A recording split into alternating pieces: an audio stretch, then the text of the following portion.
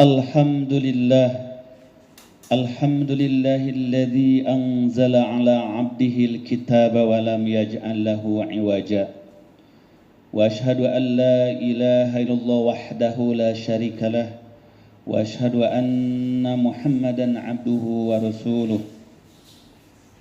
Allahumma salli wa sallim wa barik ala hadan nabiyil karim wa ala alihi wa ashabihi ajmain. Wa man istanna bi sunnatihi ila yaumiddin, amma ba'd. Fa ya ibadallah, usikum wa iyaya bi taqwallahi wa ta'atihi faqad fazal muttaqun. Faqala Allah ta'ala fi kitabihil karim wa huwa asdaqul qailin, ya ayyuhalladzina amanu taqullaha haqqa tuqatih wa la tamutunna illa wa antum muslimun. Wa qala Rasulullah sallallahu alaihi wasallam wa huwa shadiqul masduq, ittaqillaha haitsuma kunta wa atbi'is sayyi'atal hasanah tamhuha wa khaliqin nasa bi khuluqin hasanin. Shadaqallahul azim wa sadaqa rasuluhun nabiyul karim wa nahnu ala dzalika minasy syahidin. Ma'asyiral muslimin, sidang Jumat rahimakumullah. Marilah mengawali pelaksanaan Jumat kita yang penuh keberkahan ini dengan menyanjungkan setulus-tulus syukur kita kehadiran Allah Tabaraka wa Ta'ala yang limpahan nikmat karunia-Nya tidak terputus kepada kita. Hingga detik ini kita dapat menunaikan ibadah salat Jumat yang penuh keberkahan ini dalam keadaan sihat walafiat sebagai perwujudan daripada rasa syukur kepada-Nya. Salawat serta salam semoga tetap tercurah kepada uswah qudwah suri teladan kita, Nabi tercinta Nabi Muhammad sallallahu alaihi wasallam beserta seluruh kerabat keluarga beliau, para sahabatnya dan umatnya yang setia hingga di akhir zaman. Semoga Allah golongkan kita semua bagian dari hamba-hambanya yang cinta mengikuti jejak sunnah Rasulullah sallallahu alaihi wasallam. Mari kita jadikan Jumat ini sebagai wasilah kita untuk selalu menjaga kesegaran iman kita, memupuknya dengan ilmu dan amal saleh, yang dengan itu semua semoga menghantarkan kita menjadi pribadi-pribadi yang bertakwa dalam pandangan Allah Ta'ala. Sidang Jumat rahimakumullah, di antara sekian pesan yang sangat penting di dalam Al-Quranul Karim, yaitu pesan agar senantiasa memperhatikan hak-hak kerabat, hak-hak saudara, hak-hak pemilik kita.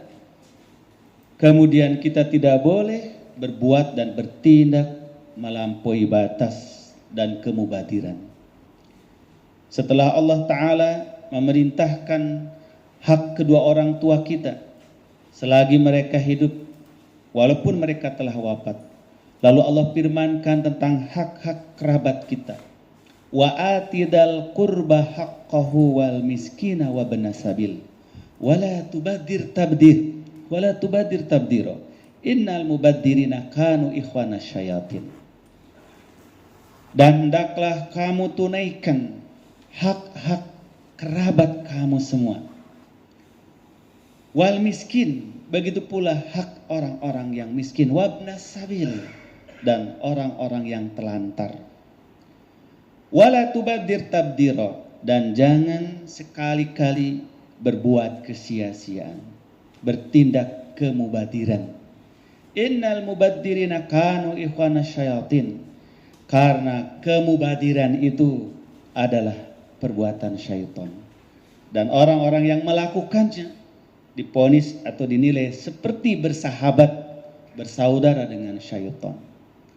Maka di ayat yang mulia ini Allah perintahkan kita berbuat baik kepada kerabat, saudara, handai tolan, dengan apa yang kita mampu memberikan hak mereka, baik hak perlindungan fisik jasmaninya, hak-hak napakahnya, hak-hak pendidikannya, menurut yang kita mampu.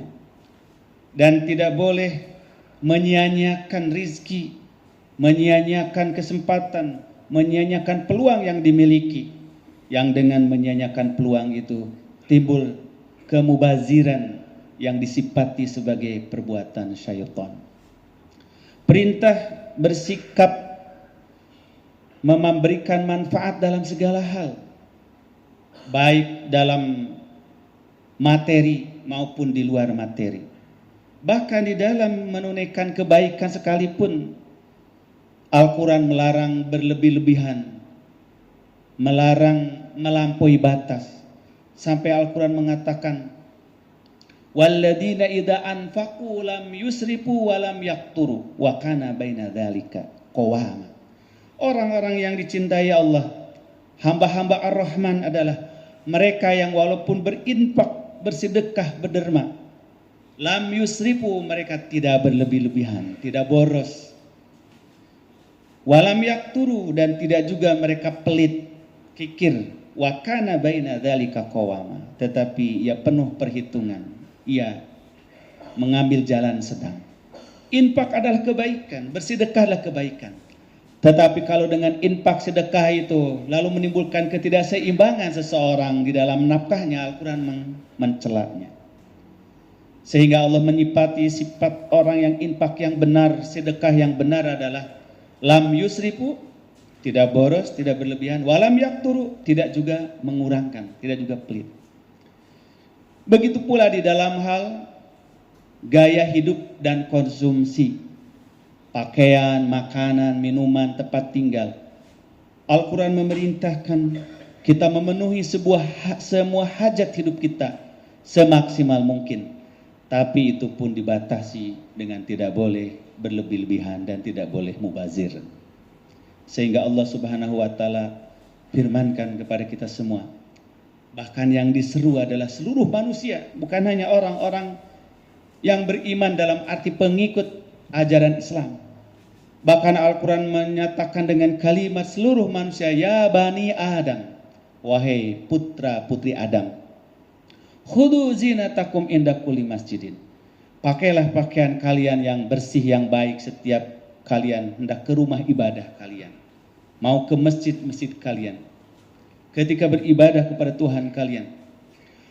Wa kulu washrabu, makanlah dan minumlah dari rizki Allah. Wala tusrifu, dan tidak boleh berlebih-lebihan. Innallaha la yuhibbul musrifin, sesungguhnya Allah Subhanahu wa taala tidak mencintai orang-orang yang berlebihan. Sikap berlebihan dalam memenuhi hajat kebutuhan telah banyak memberikan kemudaratan dalam hidup. Selain secara agama adalah pemubadiran, berlebih-lebihan, menyia-nyiakan dari rezeki Allah, gambaran dari kurang mensyukuri yang bisa menimbulkan dampak mudarat, dampak penyakit, dampak azab kalau dalam bahasa Al-Quran. La in syakartum la azidannakum wa la in kafartum in adzabi lasyadid. Kalau kalian mensyukuri nikmat Allah, dan di antara mensyukuri nikmat Allah adalah istiqmalul mauhub lima wuhibalahu, menggunakan karunia yang diberikan Allah dengan proporsional. Itu makna syukur dalam perbuatan. Selain syukur dengan hati dan lisan, syukur dalam tindakan, maka di antara implementasi syukur adalah jauh dari sifat berlebih-lebihan dan jauh dari sifat menyia-nyiakan, memubadirkan. Wala tubadir tabdira, innal mubadirina kanu ikhwana syayatin. Para jamaah sidang Jumat rahimani wa rahimakumullah. Bagaimana dampak dari berlebih-lebihan dalam mengkonsumsi rizki dari Allah yang Allah berikan untuk kita, makanannya, minumannya, pakaiannya, tempat tinggalnya, dan seluruh kesenangan alam ini. Salah satu contoh nyata bagaimana dampak kemubadiran dalam mengkonsumsi rizki dari Allah dalam makanan saja. Sekarang dunia akan tercengang dengan betapa besarnya tingkat kemubadiran dalam makan. Laporan tahun 2024 yang dirilis oleh UNEP atau Lembaga Lingkungan PBB, bahwa dunia kita ini dalam setahun itu menyisakan sampah sisa makanan lebih daripada 1 miliar ton sisa makanan, yang kalau diukur dengan nominal uang mungkin itu akan bertriliun-triliun, bahkan mungkin akan beratus ribu triliun. Ini dalam setahun. Ini sungguh ironis. Sedangkan di belahan bumi yang lain masih ada 800 juta penduduk bumi ini yang belum mendapatkan makanan yang layak, belum mendapatkan minuman yang layak. Tapi dalam waktu bersamaan ada 1 miliar ton sisa makanan yang terbuang alias sia-sia. Baik itu dari restoran, rumah makan, hotel. Dan yang sangat ironi adalah 60% daripada sisa sampah makanan itu adalah sisa-sisa dari rumah tangga. Dan kalau kita bawa lagi kepada negeri kita, negeri muslim terbesar di dunia, Indonesia. Berapa jumlah sisa makanan dalam 1 tahun 2024? Itu lebih daripada 14 juta ton. Persisnya ada 14,73 juta ton. Yang kalau dinilaikan dengan rupiah bisa mencapai 551 triliun rupiah. Sedangkan di sisi lain kita masih menyaksikan sekian puluh juta daripada penduduk kita masih mengkonsumsi makanan yang belum layak, belum mencapai nilai gizi. Kalau kita tarik lagi 60% dari sampah sisa makanan itu adalah dari keluarga. Dan kalau bicara keluarga berarti 60% adalah dari saudara kita sesama kaum muslimin ini. Ini artinya apa? Artinya ada nilai agama, ada pelajaran agama yang belum betul-betul terinternalisasi dalam kehidupan kita sebagai kaum muslimin. Salah satunya adalah cara memelihara, cara menjaga, mensyukuri nikmat Allah dalam aspek makanan dan minuman yang sangat melimpah ini. Ternyata kita bukan miskin, ternyata kita bukan kekurangan, kita bukan defisit rezeki dari Allah, tetapi kita defisit akhlak di dalam menjaga, memelihara karunia dari Allah yang sangat besar ini. Maka alangkah pentingnya pesan-pesan Al-Quran yang begitu banyak tentang larangan israf, berlebihan dalam makanan, minuman, mengkonsumsi pakaian, tempat tinggal. Ketika israf terjadi, berlebihan terjadi, lalu akan berdampak kepada penyia-nyiaan, kemubadiran. Ketika terjadi kemubadiran, maka terjadi ketidakseimbangan pendistribusian rezeki dari Allah Subhanahu wa taala, yaitu adanya berlebihan dan kesia-siaan di satu kelompok, di satu pihak, di satu sisi. Dan akan terjadi kelompok lain yang justru berkekurangan. Maka wajarlah kalau Al-Quranul Karim sampai mensifati mubadir itu dengan perbuatan syaitan. Karena hanya syaitanlah yang tidak punya kepedulian terhadap penderitaan orang lain. Bahkan kalau bisa semua manusia dideritakan, disusahkan agar semuanya jadi para pembangkang kepada Allah Subhanahu wa taala. Nauzubillahi min dzalik.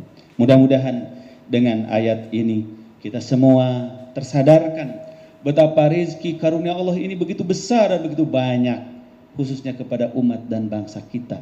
Tetapi bagaimana kita menjaga, memelihara seefisien mungkin, seefektif mungkin agar nikmat karunia Allah ini tidak ada satupun butir nasi yang mubadir, setetes air yang mubadir, sejengkal tanah yang mubadir, tapi semuanya adalah termanfaatkan dengan sebaiknya sebagai rasa syukur kita atas nikmat karunia Allah Subhanahu wa taala.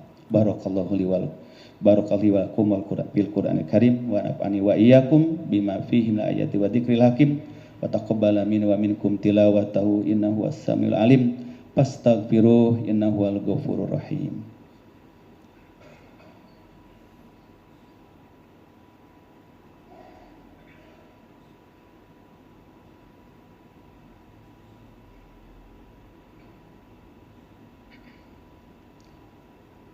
Innal hamdalillah nahmaduhu wa nasta'inuhu wa nastaghfiruh wa na'udzu billahi min shururi anfusina was sayyiati a'malina may yahdihillahu fala mudhillalah wa may yudlil fala hadiyalah. Allahumma shalli wa sallim wa barik ala nabiyyina Muhammadin wa ala alihi wa ashabihi ajmain wa wa man istanna bisunnatihi ila yaumiddin. Amma ba'd. Ma'asyiral muslimin sidang Jumat rahimakumullah. Al-Quran juga menggambarkan kepada kita semua bahwa pola makan, pola minum, pola konsumsi itu salah satu daripada sarana Al-Quran mendidik adab, mendidik etika, mendidik karakter. Maka setelah Al-Quran menerangkan penciptaan manusia pertama, Adam dan Hawa, ada dua hal yang diinformasikan Al-Quran. Yang pertama, Al-Quran menginformasikan aktivitas pertama yang dilakukan manusia adalah belajar. Wa 'allama Adama al-asma'a kullaha tsumma 'aradahum 'alal malaikah. Setelah Allah ciptakan Adam, maka yang pertama aktivitas diberitahu oleh Allah adalah mengajari Adam dengan berbagai macam ilmu, proses belajar. Yang kedua, setelah Allah mengajarkan berbagai macam ilmu kepada Adam, maka Allah perintahkan Adam dan Hawa untuk masuk ke surganya dan menikmati semua rizki yang ada di dalamnya. Ya Adam uskun anta wa zawjukal jannah wa kula minha rogodan haitsu syi'tuma wa la taqrabu hadhihi syajarah fatakuna minadh dhalimin.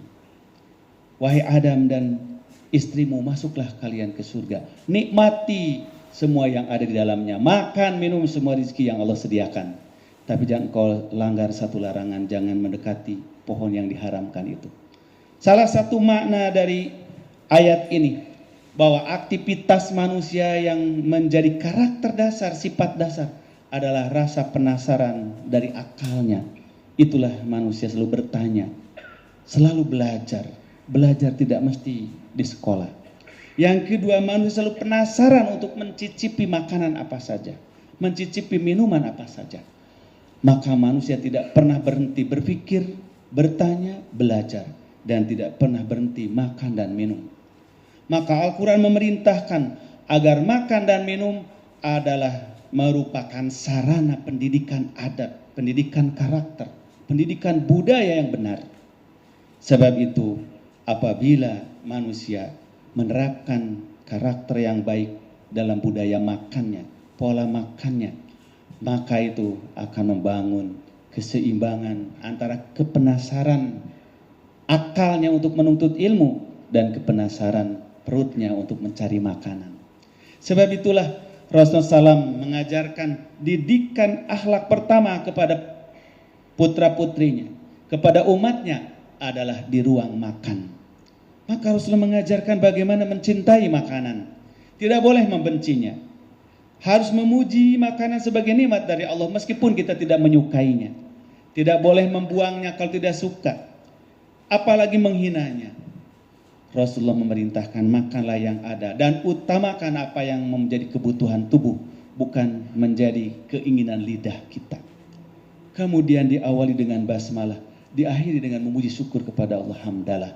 Ini semua adalah menunjukkan makan, minum bukanlah masalah sederhana, tapi itu adalah dasar awal dari pembangunan karakter dan budaya hidup manusia. Maka masyarakat yang cerdas, masyarakat yang maju, itu terlihat dari kecerdasan dan kemajuan pola makannya. Masyarakat yang terbelakang adalah masyarakat yang tidak memahami bagaimana pola makan yang sebenarnya. Mudah-mudahan dengan inspirasi ayat-ayat Al-Quran dan hadis Nabi SAW, kita semua menjadi bagian dari hamba-hamba Allah yang memahami betapa besarnya makna aktivitas makan minum kita, berpakaian kita, sehingga pantas perintah makan minum yang halal dan thayyib di dalam Al-Quran hampir sama banyaknya dengan perintah mendirikan sholat, mendirikan puasa, melaksanakan ibadah yang lain. Karena itulah bagian daripada pendidikan budaya, karakter dan tabiat yang baik menurut ajaran Islam. Semoga Allah Subhanahu wa taala memberikan taufik hidayah kepada kita semuanya, jadi hamba-hambanya yang bersyukur, termasuk dalam mensyukuri rizki melimpahnya makanan, minuman, dan pangan kita di negeri yang subur makmur ini. Yang dengan syukur itu, insya Allah Allah tambahkan kepada kita bukan hanya melimpah tetapi juga merata dan menjadi sarana kita beribadah kepadanya. Amin ya rabbal alamin. Allahumma ighfir lil muslimina wal muslimat wal mu'minina wal mu'minat al ahya'i minhum wal amwat innaka sami'un qaribun mujibud da'wat wa ya qadiyal hajat. Allahumma arinal haqqa haqqan warzuqna ittiba'ah wa arinal batila batilan warzuqna ijtinabah. Allahumma ighfir lana wa li walidayna wa li ikhwanina alladhina sabaquna bil iman wa la taj'al fi qulubina ghillan lil ladzina amanu rabbana innaka ra'ufur rahim. Rabbana hab lana min azwajina wa dhurriyyatina qurrata a'yun waj'alna lil muttaqina imama. Rabbana taqabbal minna innaka antas samiul alim wa tub 'alaina innaka antat tawwabur rahim. Rabbana atina fid dunya hasanah wa fil akhirati hasanah wa qina adzaban nar.